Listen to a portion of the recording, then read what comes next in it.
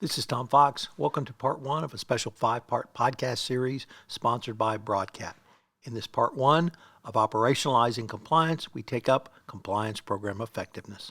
Hello, everyone. This is Tom Fox, and welcome to episode one of our five-part series on Broadcat. Today, I'm thrilled to have with me Jennifer May. She's the Director of Compliance Advisory at Broadcat. And we're going to talk today about a single word that gets bandied all the time, but probably not enough. And that's effectiveness. The Department of Justice has used that word for many years. I've used that word for many years. I know you guys have used that word for many years. So why are we why is effectiveness probably more important now than it's ever been? And we've been using it for 5 or 6 years. Yeah, you're absolutely right, Tom. It is so important. And you do sometimes feel a little bit like a broken record. You keep saying, we all have keep saying, we need to get to effectiveness. The fact that we're continuing to talk about it and it's continuing to be a major topic of conversation just tells me that it's just not happening yet. Perhaps it's something that's just really elusive.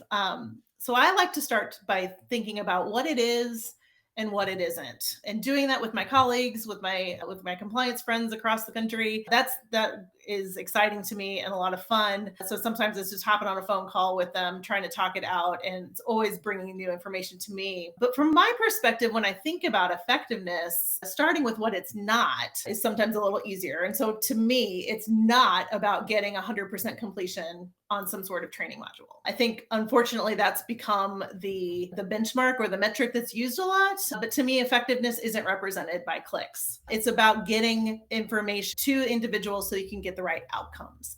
That's what it is to me. It's about outcomes. It's not about. So it comes down to, when we're talking about compliance, it's really getting after those risky activities. And you really need to understand, are we having good outcomes when it comes to those risky activities? And if you're not, why are you not? Do your employees understand what it is that they're supposed to be doing and when they're supposed to be doing it? What are those behaviors and the outcomes that we want to change or need to change to get to the appropriate? So when I start asking questions like that, I start thinking about questions like that and talking about it in that way, you start to see a shift in people. You start to see a shift in yourself and in your colleagues. And they think, wait a minute, I've been counting clicks all these years. Is that not what I'm supposed to be doing? And what I would tell them is, and what I say to them is, not necessarily, but it's important to understand what you're doing when you're counting those clicks and what that shows you, what that metric is. And from my perspective, the result isn't a click. The result is a compliant behavior. So then shifting the focus, shifting the conversation to what are those outcomes? Then we start thinking about training in a little different way, and we can start to see how effectiveness can start to be impacted by solid training that focuses on. Jennifer, I've heard you use a phrase that frankly I had not heard in years. And that phrase was closed book test.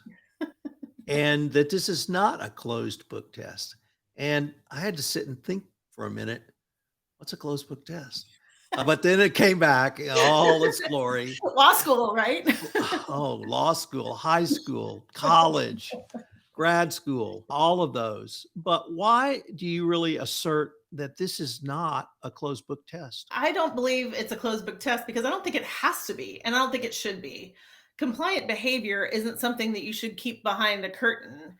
It The information should be out there and available to anyone who needs it in the moment that they need it to understand what they need to do. And if that's at the first time they do a risky task, of course, they're going to need it then.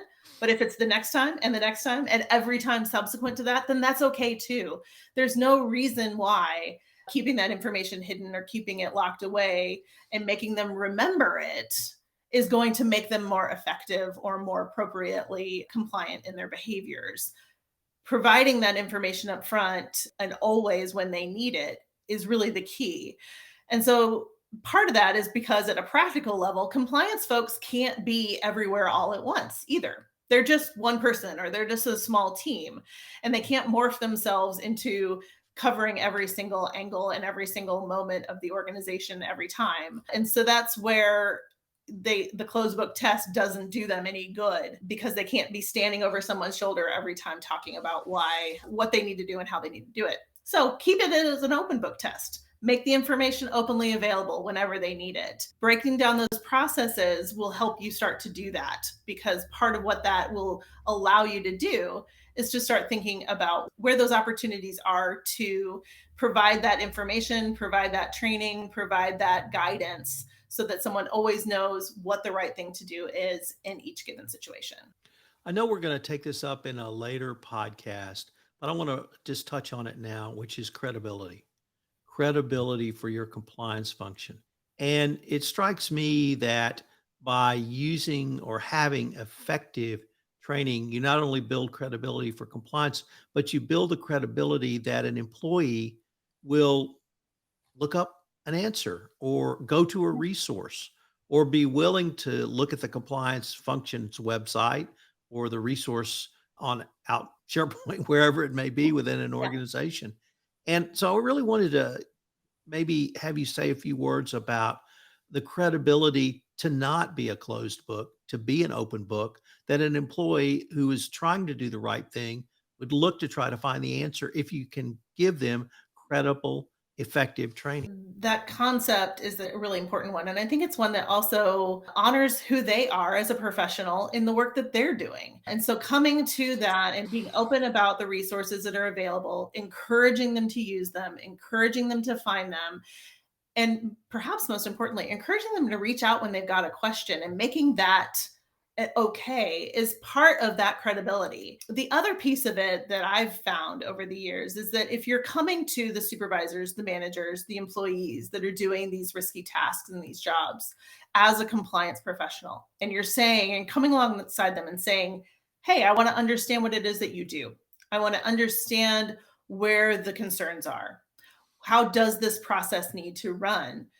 You're engaging with them on a level that's all about what they do. And in a way, you're starting to show them that I'm here to support you. And isn't that what compliance folks are all about anyway?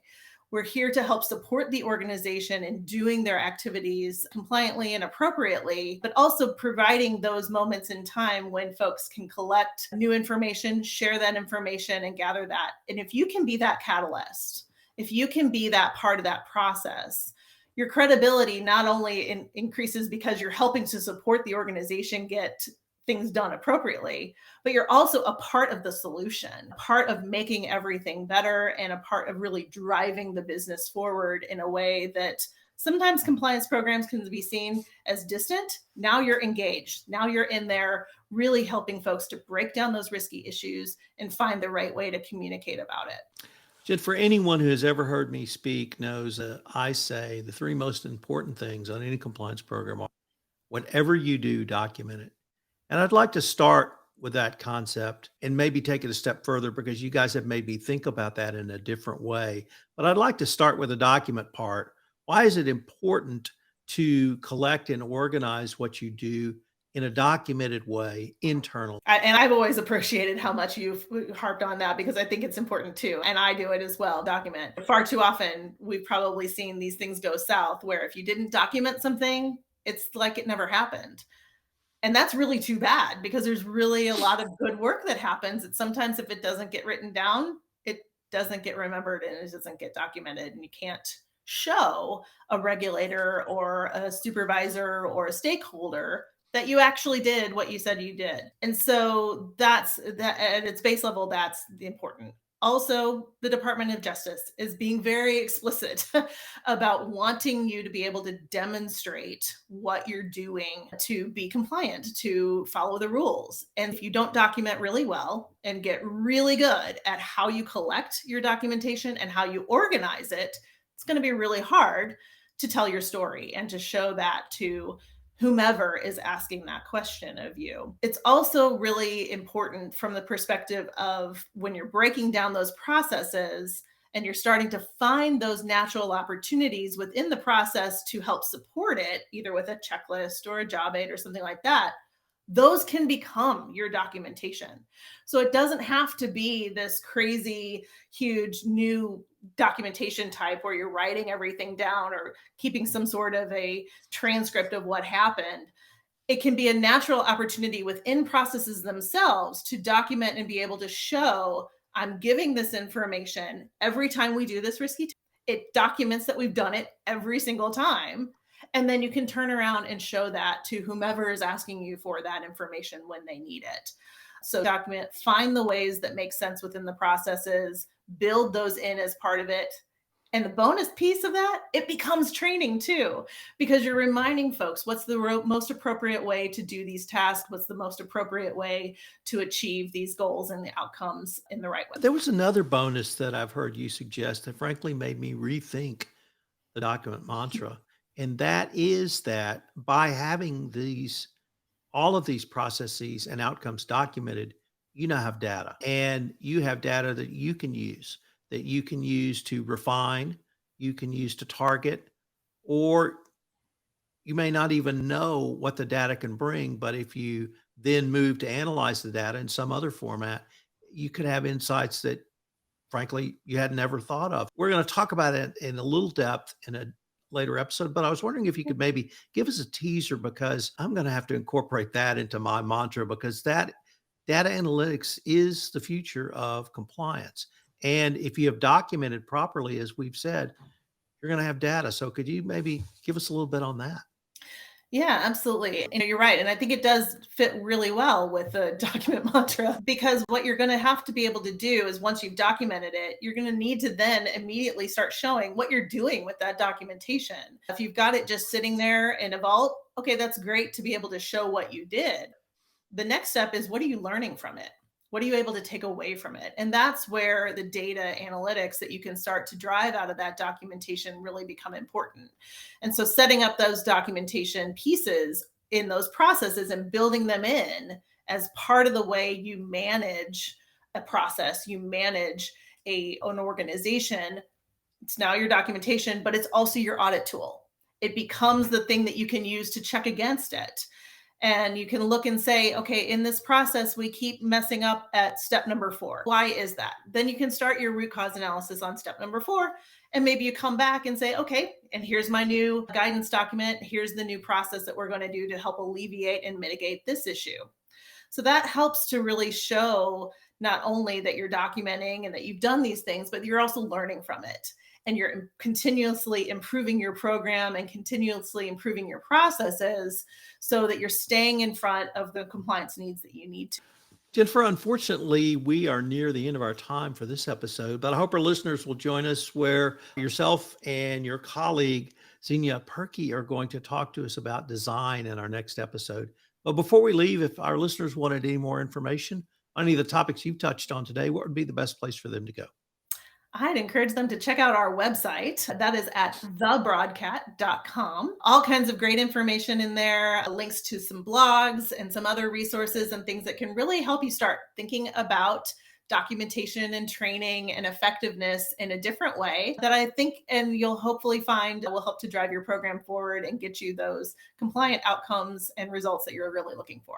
Jennifer, I wanted to thank you again for taking the time to visit with me today, and I look forward to continuing this conversation. Thank you, Tom. Appreciate it. This is Tom Fox again. I hope you will join us tomorrow in part 2 of our special 5-part podcast series sponsored by Broadcat on operationalizing compliance, where we take up compliance program design. You can check out more on Broadcat at their website, www.thebroadcat.com. This has been a special production of the Compliance Podcast Network.